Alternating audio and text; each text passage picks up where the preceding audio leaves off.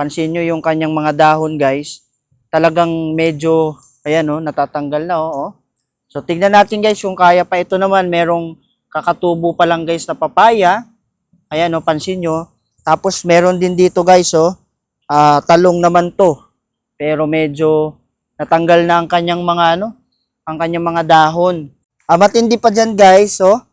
Binahaya na ng mga antik o. Pansin nyo, ayan o.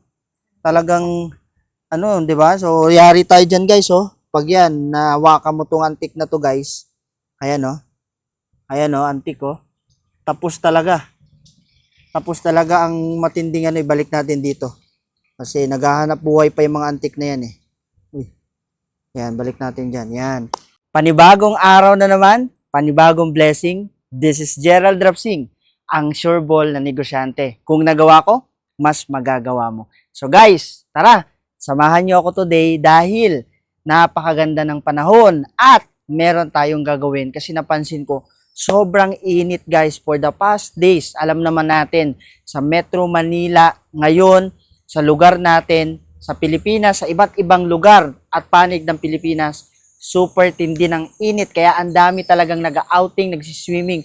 Kaya napansin ko, bago ako umalis sa akin transaction ngayong araw na to, talagang dinaanan ng init na matindi. So tara, tignan natin guys kasi dito kami kumukuha ng mga fresh na gulay. Kaya naman diretso na sa puno mismo, hindi na kami namamalengke. Pero napansin ko last time, namatay na yung iba. Hindi na kinaya ng init at talagang kahit dinidiligan natin every morning, every schedule ng pagdilig, medyo hindi talaga kinaya. So tara, tignan natin guys.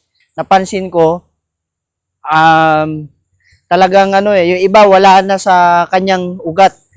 Pero di ko alam kung kaya pa i-survive guys. Kasi tignan natin kung kaya pa natin i-revive. Kaya pa ba ito mag-survive? Pansin nyo naman guys, tirik yung araw. So before guys, last month, ang dami pa natin dito mga tinanim. Kaso nga lang dahil namatay, binungkal na natin dahil hindi na talaga kinaya. Pero ito, may mga lumalaban guys, kayang-kaya pa siguro nila mabuhay. So ito, didiligan pa natin to. So ito, meron tayo ditong talong. Ayan pansin nyo yung kanyang mga dahon guys. Talagang medyo, ayan natatanggal na So tignan natin guys kung kaya pa. Ito naman, merong kakatubo pa lang guys na papaya. Ayan pansin nyo. Tapos meron din dito guys talong naman to. Pero medyo natanggal na ang kanyang mga ang kanyang mga dahon. Tapos ito sili. Ayan guys, kaso lang yung sili na to guys, parang 50-50 na Siguro mga ilang araw na lang to guys, hindi na namumunga at the same time, pansin nyo naman, nawala na yung mga dahon niya. Ito naman, matamlay na. Tumamlay na yung ating maliit na papaya. Kakabunga pa lang yan. Diba? Matindi pa dyan guys, binahaya na ng mga antik, Pansin nyo, ayan, talagang, diba? So, yari tayo dyan guys, Pag yan, nawakan mo tong antik na to guys. Ayan, Ayan, antik, Tapos talaga. Tapos talaga ang matinding ibalik natin dito. Kasi naghahanap buhay pa yung mga antik na yan Uy. Yan, balik natin dyan. Yan. Ito naman guys yung kalabasa. 'Di ba? So ito yung kalabasa natin. Ayan wala na talaga guys, hindi na kinaya. 'Di ba? So ito yung sili natin na maliit dati. Dito pa ako kumukuha guys, fresh talaga na sili. Kaso nga lang hindi na talaga kinaya, hindi na nag-survive. May kalabasa pa dito, 'di ba? Tapos yan may talong tayo dito. Ito, talong. Tapos ito naman yung papaya.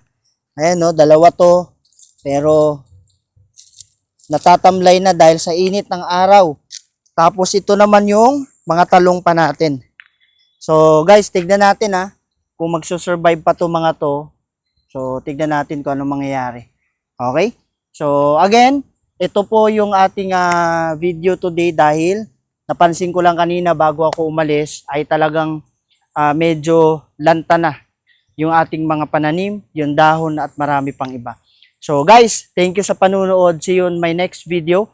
At sa mga hindi pa naka-follow ng video natin guys, please help to follow and subscribe sa ating YouTube account, My name is Gerald Drabsing. Maraming salamat and God bless sa inyo. Ingat.